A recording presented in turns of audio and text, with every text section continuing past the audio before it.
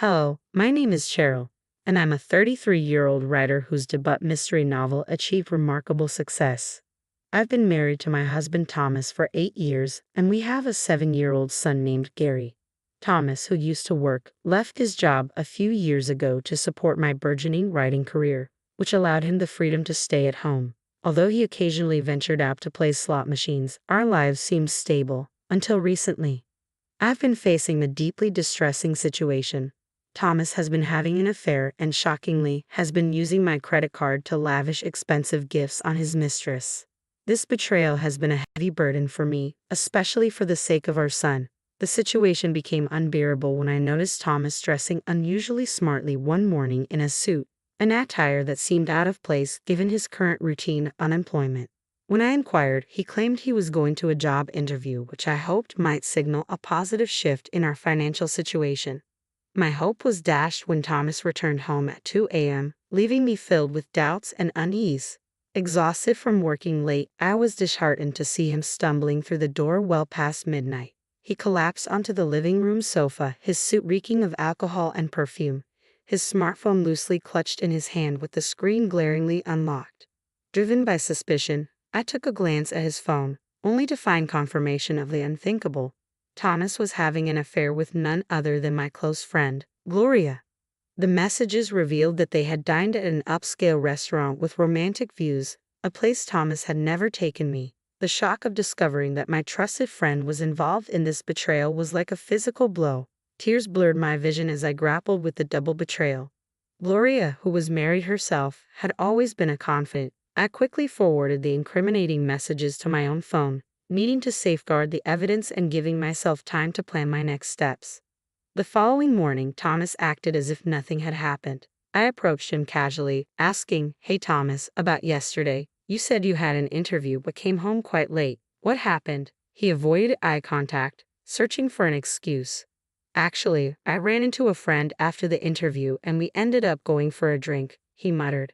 When I pressed for details, he snapped, "I don't have to explain everything, do I?" His evasive response only confirmed my worst fears about his deceit with Gloria. A month after uncovering the painful truth, I was still grappling with indecision. Confronting Thomas could spell the end of our marriage, and though I might have already taken action under different circumstances, my primary concern was our son, Gary. I couldn't bear the thought of tearing him away from his father at such a young age. Meanwhile, Thomas seemed to exploit my busy writing schedule, leaving the house more often. Although this hurt, it also provided me with an unexpected chance to gather more evidence of his infidelity during his outings. I sifted through Thomas's belongings and unearthed a collection of receipts for luxury women's items, none of which were present in our home or had been gifted to me. It was evident he was buying these for Gloria, but the source of the funds baffled me. With no job and relying solely on the allowance I provided, there was no apparent way he could afford such extravagant expenses. Determined to uncover more, I decided to follow him, but first I needed someone to watch Gary. I called my brother, who was unaware of the situation. "I'm sorry for calling you on such short notice," I said when he arrived. "No problem," he replied, though his curiosity was evident. "But why the sudden request to look after Gary? You never mentioned anything about needing help." "There's something I need to buy that I can't get online," I explained, crafting a cover story. "Shopping? But you're not really into material things," he remarked, clearly skeptical. "I know," I replied, feeling a pang of guilt for the deception, but understanding it was necessary to protect my family and fully grasp Thomas's betrayal. In the early morning chill, my heart heavy with dread, I asked my brother for a favor. "I need to pick something up from a store today, something that can't be ordered online. Can you watch Gary for a bit?" I tried to keep my voice casual, masking the urgency behind my departure. "Of course, but try to come back soon, okay? Gary might start missing you," my brother responded, concern evident in his voice. "Thank you so much," I said, my gratitude genuine despite the turmoil swirling within me. With my brother's unwitting help, I was free to investigate Thomas's activities. Blending into the crowd, I followed Thomas from a safe distance, my anxiety growing with every step. My worst fears were confirmed when I saw him strolling into an upscale boutique, arm in arm with Gloria. Witnessing their intimacy firsthand was a devastating blow. As they laughed and browsed the items, Thomas eventually made his way to the cashier, solidifying the reality of his betrayal. I watched from behind a display as Thomas confidently handed over a credit card, one that I had kept tucked away in the back of a drawer, reserved solely for emergencies. This secondary card, rarely used by me, had become his secret tool for financing his extravagant purchases. The realization hit me hard. I had been so absorbed in my writing and looming deadlines that I had failed to monitor our finances closely. Significant charges had accumulated on the card due to my recent work-related expenses, and all this time Thomas had been slipping his deceitful transactions onto the same bill. Both our cards were linked to the same account, and I had missed the signs of his betrayal hidden among my legitimate expenses. The depth of his deceit was staggering. Not only had Thomas betrayed my trust romantically, but he had also abused my financial resources.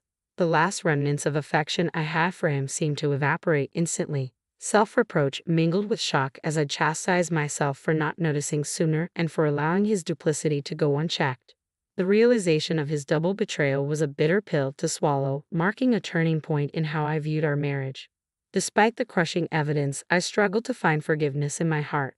With a heavy heart, I discreetly photographed his intimate moments with Gloria before heading home. In the days that followed, I channeled all my energy into devising a plan to confront him. Whenever he was out, I scored his PC for more clues. Since his phone and computer were linked, I could access their communications with ease. It wasn't long before I uncovered plans for a getaway with Gloria over the upcoming holiday, a 6-day trip. This is my chance, I muttered to myself, a mix of resolve and despair coloring my thoughts. I planned to confront Thomas and settle matters while he was away with his lover. However, I faced a significant obstacle: our son Gary.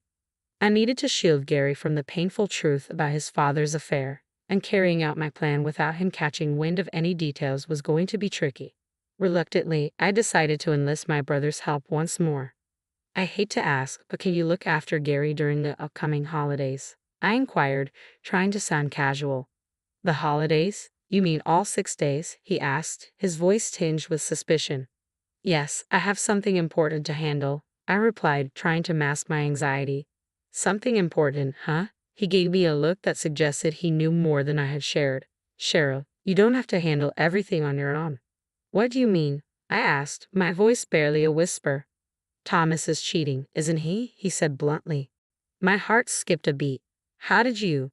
He cut me off. "I heard it from Gary." Gary? My son knew? Even though he was only a child, it seemed he had picked up on enough to realize something was wrong. He had seen his father being close to someone else, and it had clearly upset him. My brother's revelation was a stark reminder of how perceptive children can be, sensing the tension and sadness in the home. I had thought I was shielding Gary from the turmoil, but it was evident he had noticed. "Why?" my brother pressed gently, his words cutting through my defenses. "Thomas's actions have hurt you enough for even Gary to notice. Are you considering staying with him?" As I wrestled with the implications of a divorce, fearing the impact it would have on Gary, my son unexpectedly walked into the room. "It's okay, Mom. I'm on your side," he said with surprising resolve. "I don't want anyone who makes you sad. As long as I have you, I'm fine."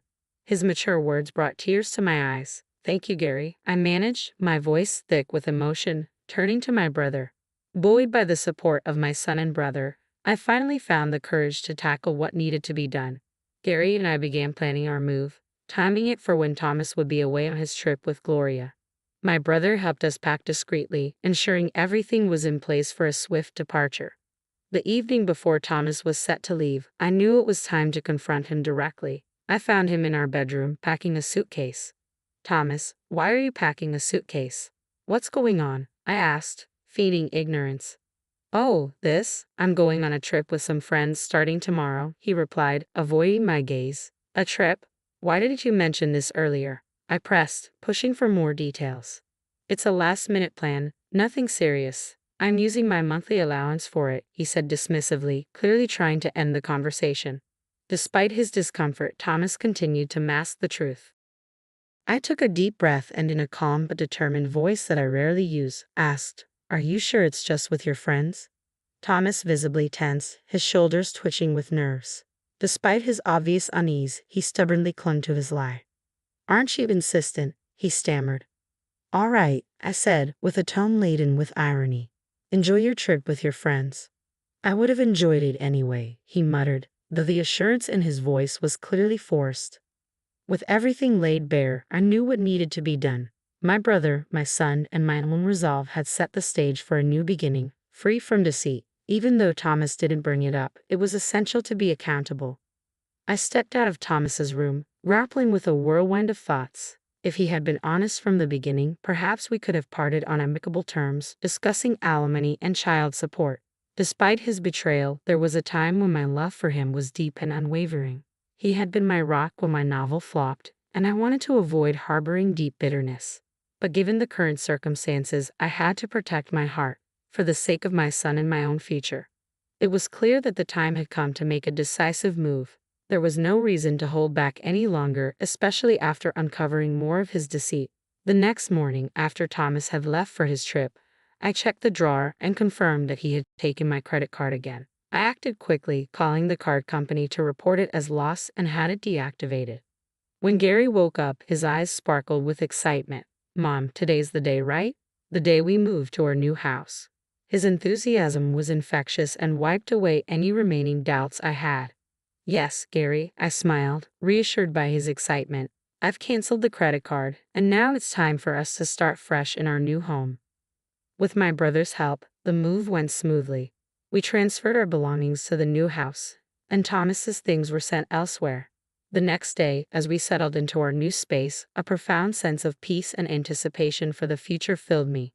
Then Thomas called. His voice was hesitant. "Hello? Cheryl, I'm having a bit of a problem.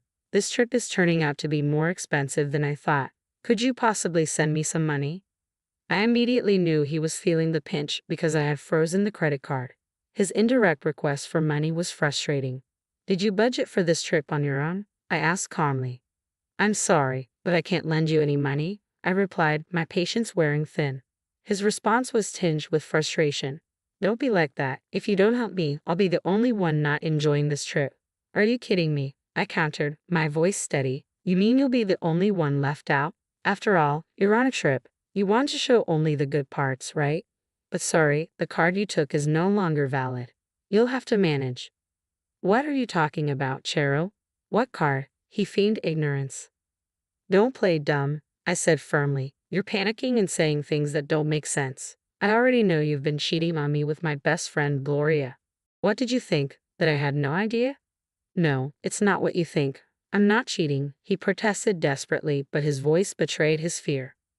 I was seething with rage as Thomas continued to deny everything, standing there with my brother and son beside me.